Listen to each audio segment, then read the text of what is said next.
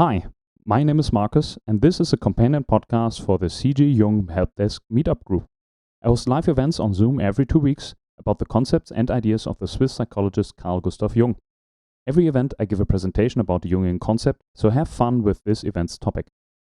And I want to welcome you all to today's event about perception and experience. Some topics where I struggled a little bit to get an overarching theme. So last event was dreams, where you have a very good way to structure everything to see, okay, what is a dream? How did Jung approach dreams? What is interpretation? And so on. I really tried to find some hook or overarching structure for this event and failed a little bit, I think, but everything is related to perception. Everything is related to experience, but it will be more like a collection of the views of Jung. And Jung was a very famous Swiss psychoanalyst, psychologist, professor. He taught, he wrote, he traveled the world to experience and analyze people all over the world, traveled to India, to Africa, to America, and just learn a lot. This was really the time where the world became already connected, and there were very different institutions that tried to gather the knowledge of the world. It was the beginning of the 20th century, and they had Pranos that had annual meetings where people would present all the knowledge that they could find from ancient cultures and art and so on. And it was this huge boom of just knowledge about everything that human beings have been doing for hundreds, thousands of years. And Jung was right in the middle there as a psychoanalyst who went his own way to explore deeper the mysteries, let's say, of a human experience and what human experience meant for people through the time and how they codified it in culture, in mythology, in religion, in storytelling and everything, and try to really connect everything. And his way of connecting it, or rather finding out that there were a lot of connections that he did not think about before, is through psychology and the psyche, because there is what the basis of everything, which is there for every human being. And he looked at it, how humans experience things. Because as a psychoanalyst, he had a lot to do with schizophrenics and people who were psychotic, people who were neurotic and paranoid and so on. And they had a very special view on things. And he noticed that this view did not differ so much from the experience that people, for example, have when they dream, or how things are codified in mythology and in religion, that there are certain themes that come up again and again. And this laid the foundation for his works into the collective parts of human psyche, of the human nature, which is same for all the human beings and is like an underground connection to everyone, and where you are connected to basically every human being that ever existed, even when it's thousands or tens of thousands of years ago, and even to animals.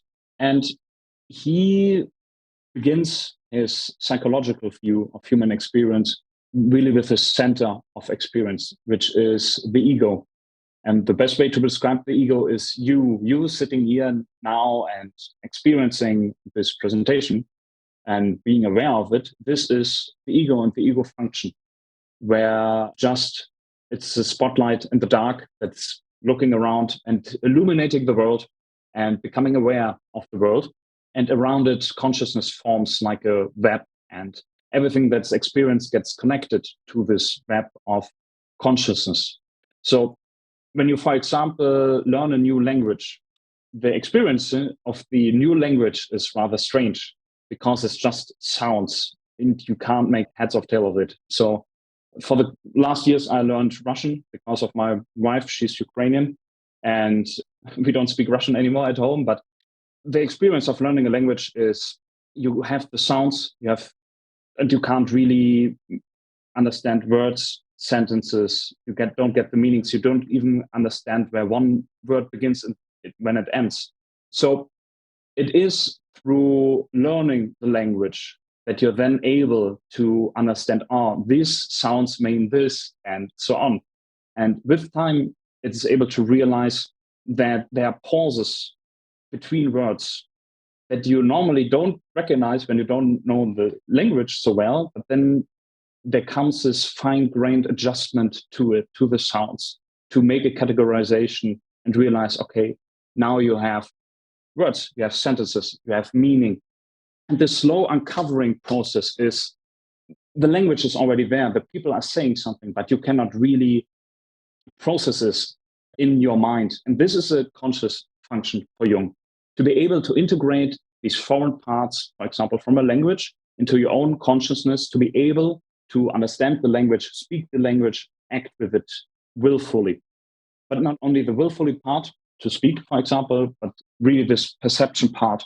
And the reason that Jung saw for consciousness, and which makes human beings a little bit unique of having consciousness, at least in Jung's views, is that consciousness for Jung is a mitigator. It's a problem solver.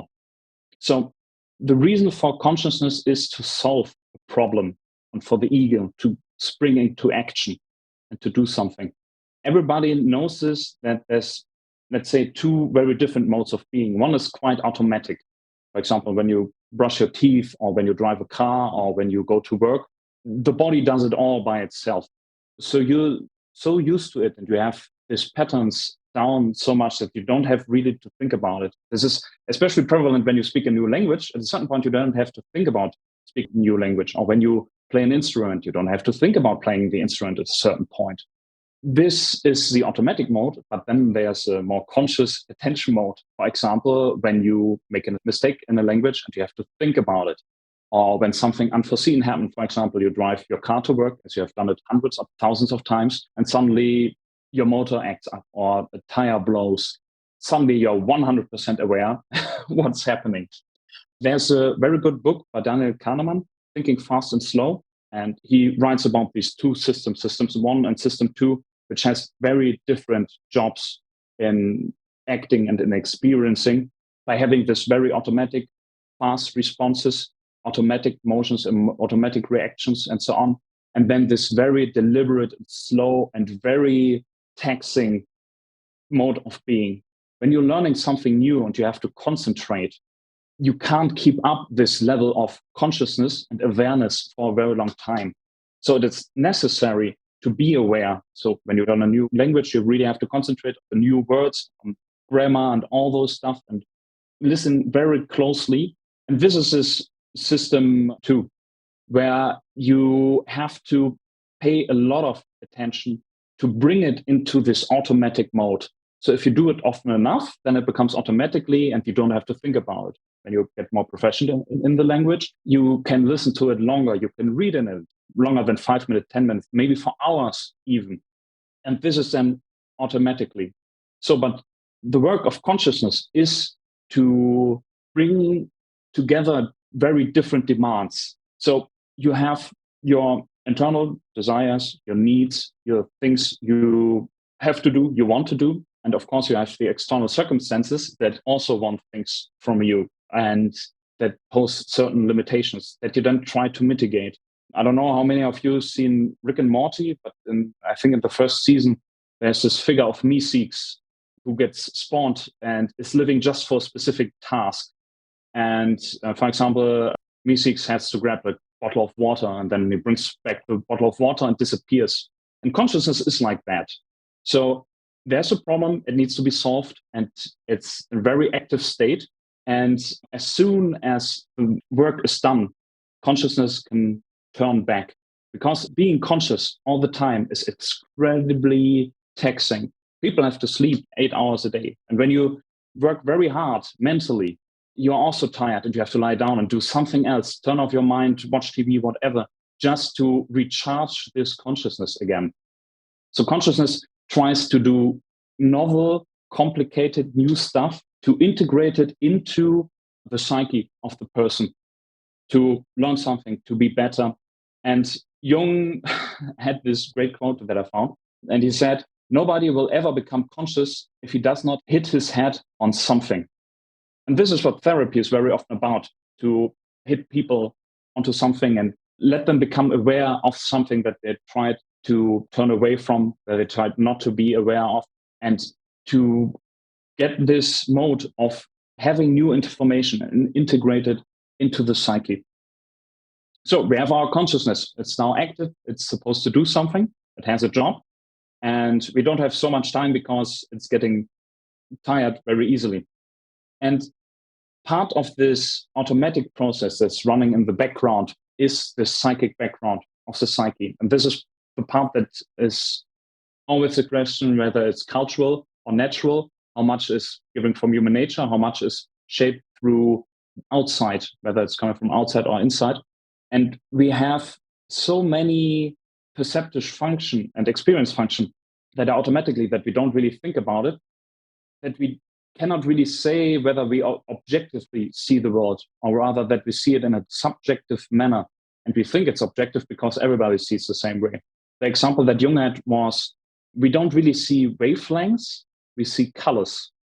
So wavelengths are there. They are electromagnetic wavelengths that are everywhere. You have a huge spectrum that goes from microwaves, when you have a microwave, or nuclear radiation, or cell towers, and all of this. But you have a very small spectrum, roughly from 300 to 700 nanometers, where you see colors.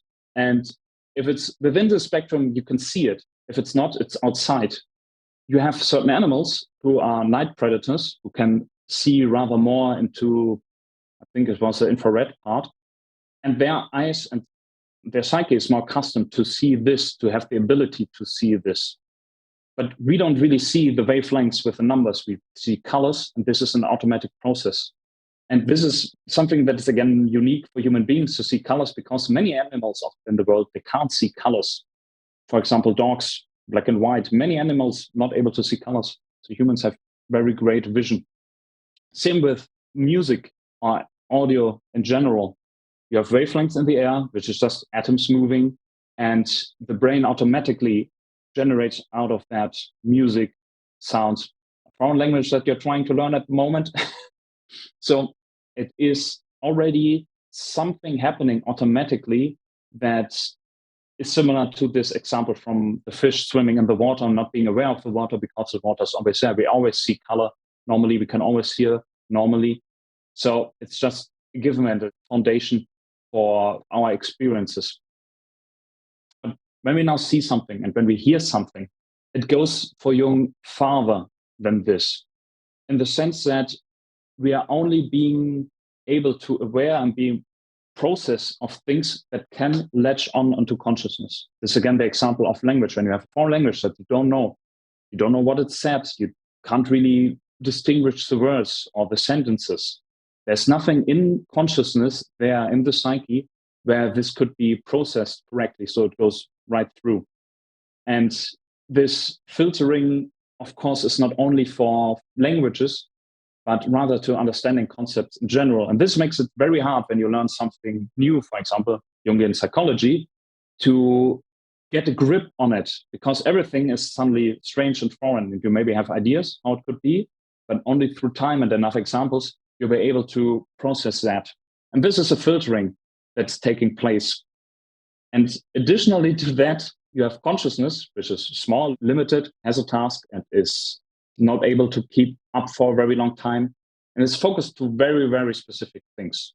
It's similar to the eye, where the area you can really see is pretty much as big as your thumbnail. When you stretch out the arm and raise up the thumb and look at your thumb, the part of the eye that you can see very clearly is roughly the size of your thumbnail.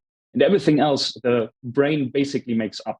There's some rough shapes and so on, and the rest gets basically interpreted by the brain automatically. But because you're scanning around with your eyes, and everywhere where you look directly, you have this very fine view on things that's high resolution. You think, everything is high resolution. Yeah, everything is high resolution if you look at it, if you look everywhere.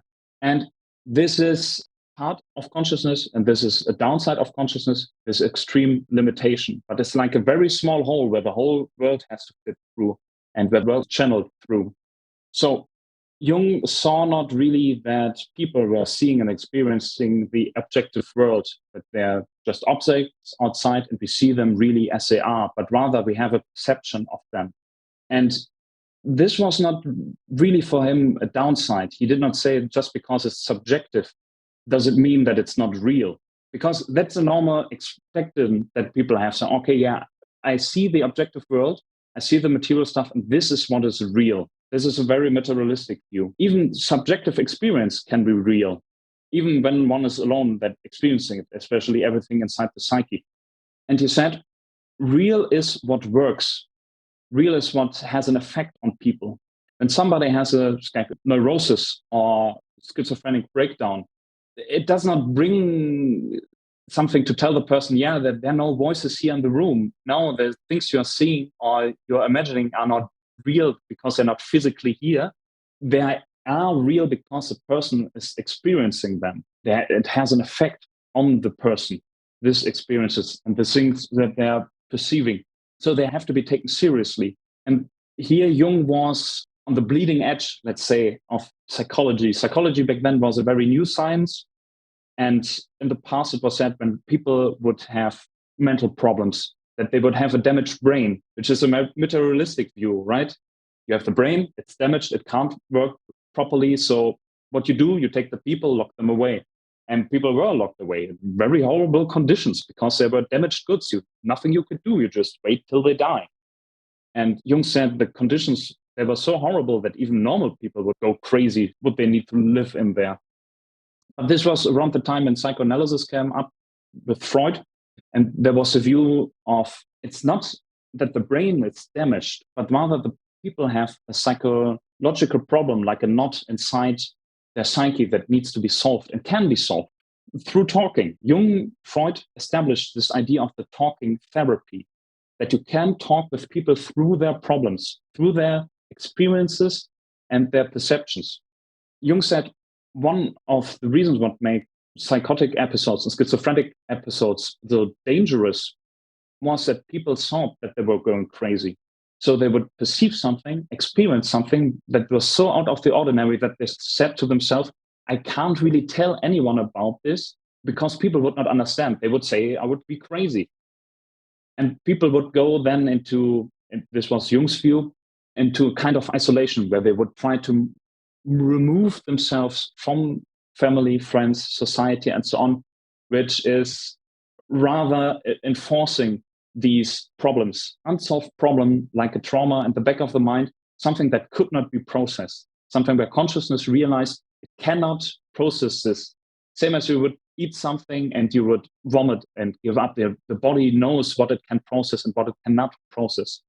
Even the tongue is already able to know before it's in the stomach whether something is good or not. For example, poisons are very bitter, and the taste of bitterness is especially to find out about poisons. And this is why small children especially are incredibly sensible to bitterness and bitter taste and dislike them and don't want to eat anything bitter because it would be harmful for the child in the development. And the psyche can do basically the same, according to Jung, realize whether it can process something or not. And here he would then sit down with the patients and let them talk and let them know that it's understood and something normal is happening to them. And he had even one patient who had crazy visions about burning wheels and everything. And he said he's afraid to talk to anyone and nobody would understand and so on. And he felt like he's the only person who had ever had this in the whole of humanity. And Jung said, let me grab a book. And he reached into his shelf, grabbed the 400-year-old academic treaty and showed him the page with a picture and said, you're not alone. You're not the first one to have this. Somebody else had it 400 years ago. And this would give people already the strength and understanding that they're not alone and that they could reconnect, that they're not outside of humanity, that they have not experienced something that would mark them as an outcast, but rather they have just an unusual experience, which is not unusual if taking enough people and enough time. But this idea of real is what works. When people have a vision and an experience and it has a lasting impression on them, it means it's real to them. Feelings are real, thoughts are real. As soon as they influence how we think, how we behave, and so on, it's the same as when we walk against a tree or a car drives into us. It's the same realness, but from another perspective, not from the outside, but from the inside. So it is this felt experience. What Jung would try to say to unify this, that we have this outside world and we have this inside world, where the rules are different but similar in the way how they are processed. He would say that the mind, the psyche, would codify this in images. So everything we do, that we touch, and that we get into contact with, turns into a psychic image and into a psychic content. And we rather react and interact with the psychic contact than with the outside thing. We might think that the outside thing is what we think it is, but we are more or less interacting with the psychic content that's then in the psyche. Example, when you see a murder mystery movie, you see it and you think, this is a killer. The movie is structured in a way to bring you to this conclusion, but then it comes out, something else happened entirely. So the brain and the mind constantly tries to predict what something is. Of course, often has to do with very little information. Rather take something that it knows and that it already has in its repertoire and its consciousness, and use it and say, okay, yeah, this fits. And this is like a solution that works so long as until the point where it does not work anymore. And then consciousness has to come back and say, okay, what I know did not fit. Now I have to find something new. This is especially true when you, for example, do troubleshooting and you have a problem with your computer, your car, whatever at work, and you think you know what the problem is, and then you find out, oh no, I had no idea what the problem is. And I have to think about what really the problem is. Finding out the problem is already half of the work, if not even more. So it does not matter really if it comes from outside or from inside. It becomes a psychic content image as soon as we are in contact with it. So there's this labeling taking place that something is outside or inside, but everything gets mingled together in the mind. So everything gets into one pot. And here Jung sees, and we are basically looking at the pot, our ego, our consciousness looking in the pot and see, okay, well, what's there? And here Jung tries to explain how there can be psychological experiences that are not based on the outside world. How you can, for example, experience a ghost or encounter God or an angel or the devil or demons or whatever. To have these experiences in there and they feel real. And even when you close your eyes, very likely you have images that just pop up. Or when you dream, you also have images that pop up and that can feel real in the sense that they have an effect on you. And when you have a nightmare, you don't question the reality of the nightmare because it happened to you, you experienced it, even though that outside nothing happened. You have the images inside and outside. Jung goes even further to say we don't see the objective world, we see something very subjective, like a subjective interpretation of the world that we are not really aware of because we have biases, we use heuristics and everything. He did not say that, but he alluded to it. That would be the modern terms for it, that the psyche has to use certain shortcuts to basically make sense of the world, because the world is endless and it's big and limitless, and we only have a very small brain in comparison, a very limited brain. And you can see this also in optical illusions, that our visual cortex is using certain tricks to get a result, which can be then bypassed or misused to create an optical illusion and give the impressions that something looks, for example, 3D, even though that's not really 3D for real. So we see this pre-filtered content. We have several layers of filtering happening. We have something, it becomes an image that is then we're able to perceive it or not, whether it's already part of our consciousness, whether it can dock somewhere. This is why it's been so boring in school so often, because a lot of information, there's just no access point to dock it. And the more you learn about something, and the more you know about something, the more you can process new information, and the more fun it is. Most fun is to do things that you can do already well and you can develop there. This is a flow state. Not something that Jung has been talking about directly. He did not call it flow state, but to have this conscious development going on. And then, of course, you have your personality that's filtering additionally how you see the world. And he had a personality structure. He called it a typology, where he said we have certain cognitive functions or more perceiving functions. His model of personality was very much based on perception and experiencing things. So the four functions were sensation, thinking, feeling, and intuition. Sensation meaning to be experiencing something is there. So, there is something. Outside there's a tree, inside there's an emotion. Then thinking is a labeling. So I already said it, outside there's something, it's a tree. Labeling, it's rage when it's an emotion.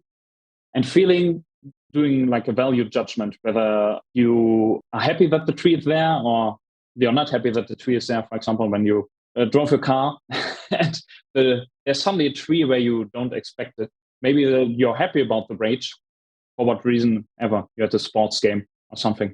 And then intuition, to basically perceive something through the unconscious, which is not directly there, but rather possibility, but something could be in the future. It's more like a time function. So you see there are different channels where information can come into the psyche and to the ego and to consciousness, where he based his typology around to say, okay, there are certain venues that people like more. Thinking people like thinking a lot, and sensation people like sensating a lot. And those people live different ways because they like to do it that way. He said, for example, sensation people are very likely stockbrokers. They see the numbers and things that are happening there. So they are really just what is there now in this moment. And intuitive people are more artistic and artists. They rather see possibilities. For example, gamblers. So gamblers have to believe that there's a win to keep on gambling. Hunters, he said. So people who try to perceive things that are not really there, but who really like to do it that way.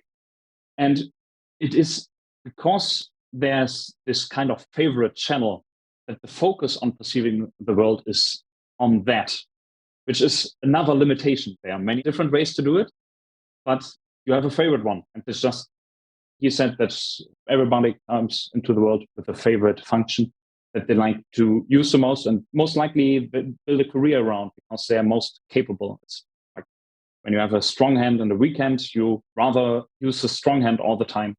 And it is this additional layer of filtering that's happening so that you actually removing more and more from what we would call objective, all the things that are happening outside, and they are graspable, that they get filtered and disturbed through different ways, and we are then focused with our consciousness on only small things, very likely in our favorite function, which is only one of four. And additionally, he said this labeling of inside and outside is not really an easy feat to say, okay, I'm touched by something. And it, of course, it can come from inside and come from outside, and the labeling takes place. But that does not mean that we can really separate what is outside really happening and what is inside happening. And he said this is one very specific state, which was way more common back then, where consciousness was not strong, because consciousness has this separating, discriminating function of being very able to just separate things from another. He said the reason why, for example, in antiquity and in hunter-gatherer societies, people had very strong feelings about rivers, trees, stones, and so on, and said, there's a god living in the river, and there's a nymph living in the tree, and so on, was that they are thinking they're perceiving the outside world, but rather it is from the inside world. They were looking into the pot where all the images come together and did like a mislabeling, let's say. The separation from the outside world and the inside world being the psyche, is not really very accurate. This phenomena he called participation mystique, wasn't his term. And it's this spreading out of the psychology that people think what they're experiencing outside is outside, but rather it is something from their own psychology. Example, astrology. When we look into the night sky and we see the stars, it's if we want to be very unromantic, just bright dots, which very strangely distributed all over the night sky, and they have different intensity and so on.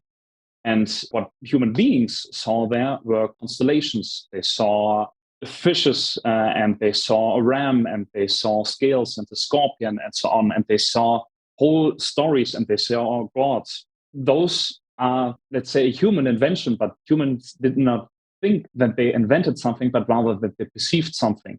Jung said they perceived their own psychology. They saw how the psyche was working and saw it outside and recorded it. And those are the things he was very interested in this projected psychology, how people saw things, because this very often would tell him, okay, what is happening inside? Just that through people saying what they see, what they perceive, to see what the inside of the head looks like and what they actually see.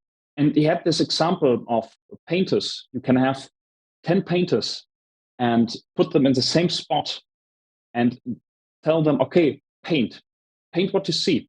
You get different paintings, which is not only based on the capability of the people, how well they can paint, but rather also what they can see, what they perceive, where their attentional focus lies at. And he calls this Weltanschauung, so worldview, that people look into the world and they have a certain expectation how it is and how it works based on their own psychology. So people, he would say, had a very specific focus, same as a favorite function. People would have a perspective rather if they like the outside world or the inside world. And the outside world, he would say, they were strong empiricists, and they would go through the world and try to experience it in all its individuality. And they would be more outgoing. He called them extroverted. And he coined the term, and he coined also the other term, introversion. So the people who are rather looking inside and try to see the world rather through concepts and mental constructs and ideas. So they're not really looking outside in the world directly, but rather looking in their own psyche to see rather a reflection of the real world inside themselves. That's the way how people prefer to experience the world when they're introverted. And this worldview, again, is something that people are not really aware of. You become aware of it when you, for example, talk with other people and talk about what you see. The term for personality psychology, so psychology about personality and personal differences, is differential psychology, only talks about the differences between people. So everything where people are different, there you can specify, there you can talk about. But if people are all the same, it makes it hard to talk about something and to have these differences between people. And this Weltanschauung, worldview, he said, is of course very strong when you have artistic people or when you have philosophers. And he would say that about a lot of philosophers, that they made a confession about their own psychology by saying how they see the world.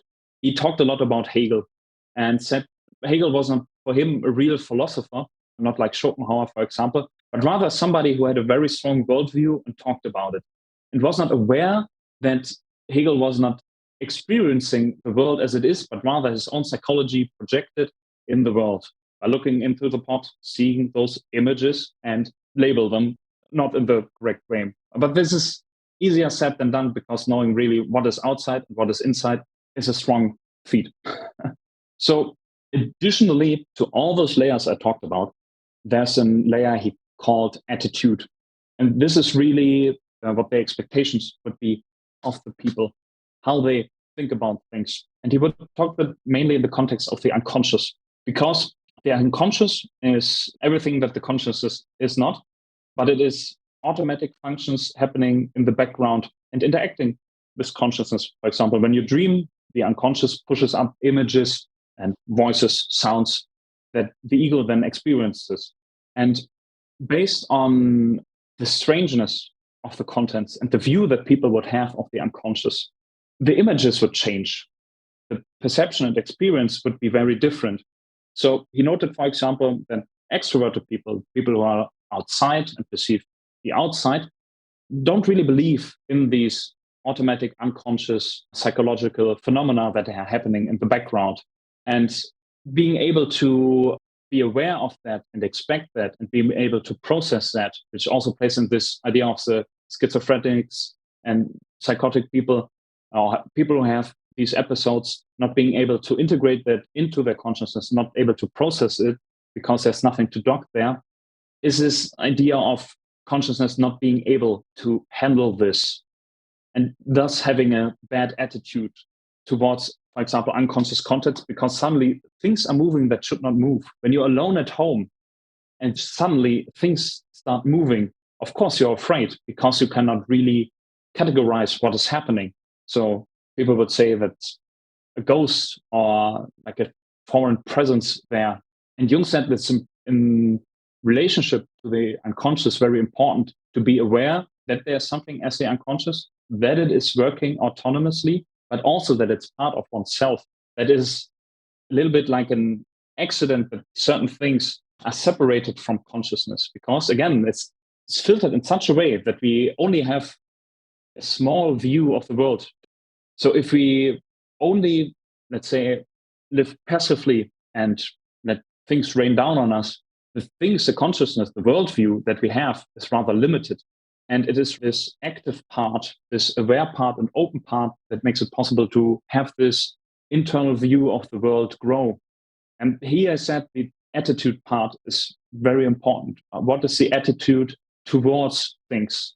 And this is happening in therapy, he said, when he talks to people, to set things in a correct frame, to give it a correct context, to make it understandable, same as showing this alchemical treaty to his patient who had this very weird experience, but also to talk with people about the things they don't want to talk about, personal problems, trauma, and to be not only, and this is this complicated thing to explain, it is through the attitude that determines how the unconscious looks like.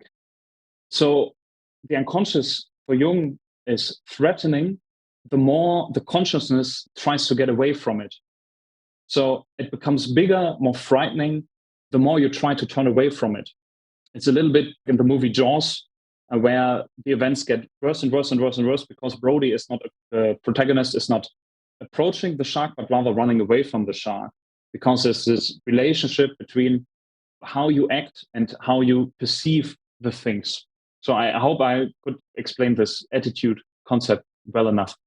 So we have our consciousness that is acting and is perceiving very filtered, very incomplete information, but has a possibility to work in all those different ways. When we're focused on the outside, we can also choose to pay attention to the inside.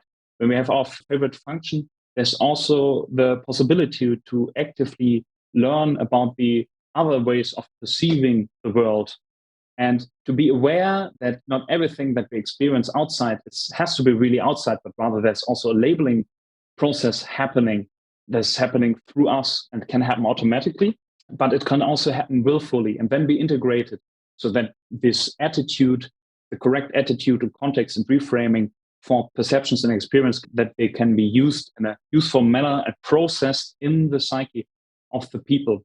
And this active approach Jung saw in consciousness and in ego.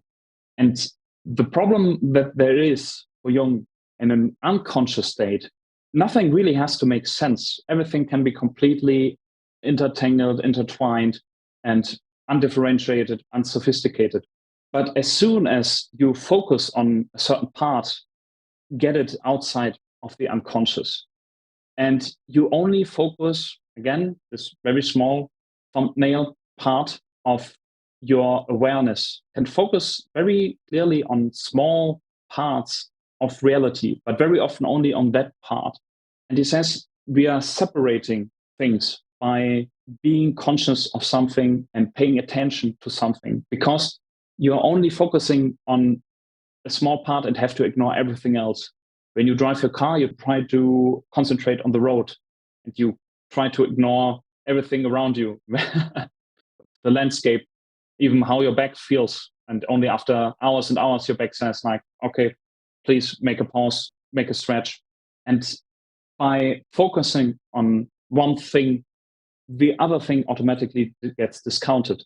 So when you only focus on the outside, you ignore the inside, because consciousness, limited, small, tires easily, can only focus on a small part. And when it's only in the outside, the inside, the internal world gets ignored.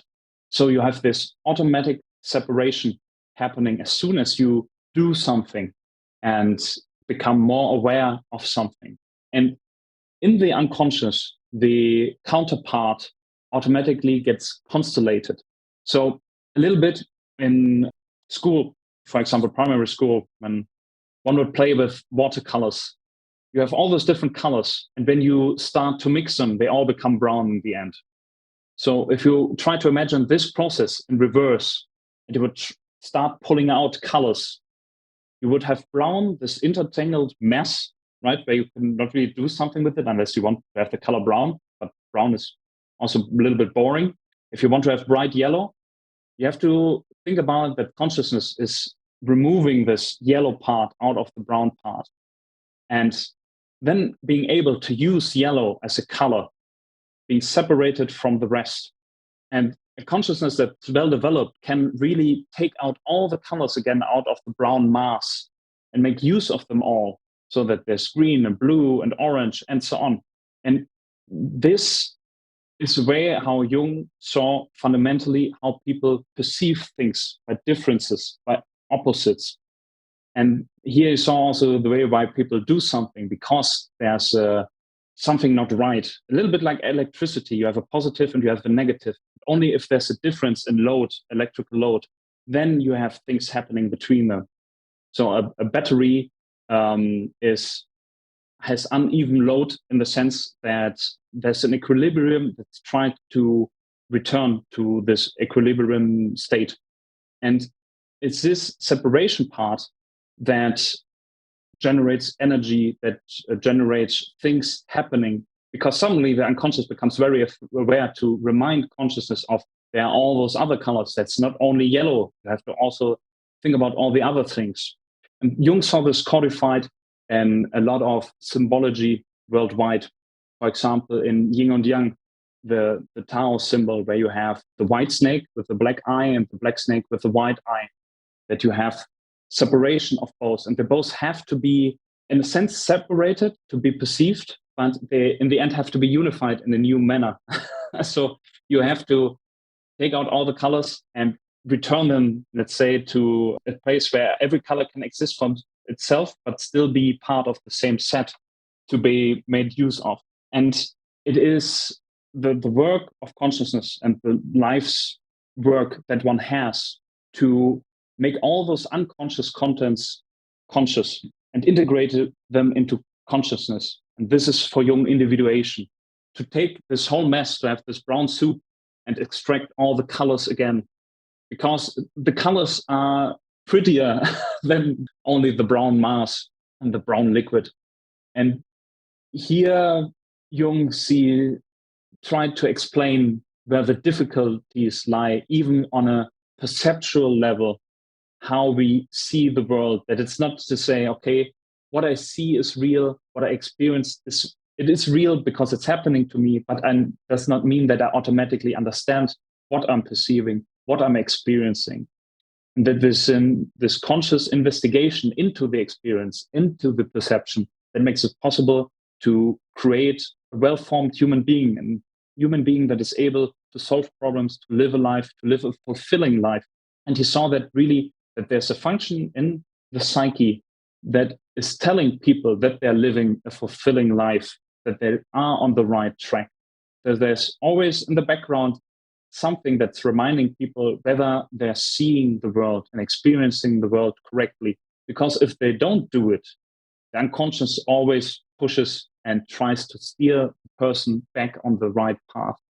And he goes even so far when somebody is intuitive and the person is supposed to think, because the thinking is not very well developed, then the psyche and the body would cause the person to have an accident or to get sick, just to stay at one place and not be all around those possibilities, but rather to think about this now. So the unconscious and the psyche tries to make people go there and do that what they most likely don't want to do, don't like to see, and don't like to experience, to say like, hey, there's a whole big world and you only have a very small part of it that you have seen and that you have understood. So there's a lot of work more to do for you. And this would be my conclusion to the topic of perception and experience. And I hope it was structured well enough so that you could follow and learn something and also had maybe a little bit of fun. This was this event's topic. Thanks for tuning in. During an event, a discussion part follows after the presentation where all attendees discuss the just presented topic or other Jungian concepts. If you also want to join, find the group on meetup.com. The name of the group is CG Jung Helpdesk. Also make sure to subscribe to the podcast on the platform of your choice. See you next time.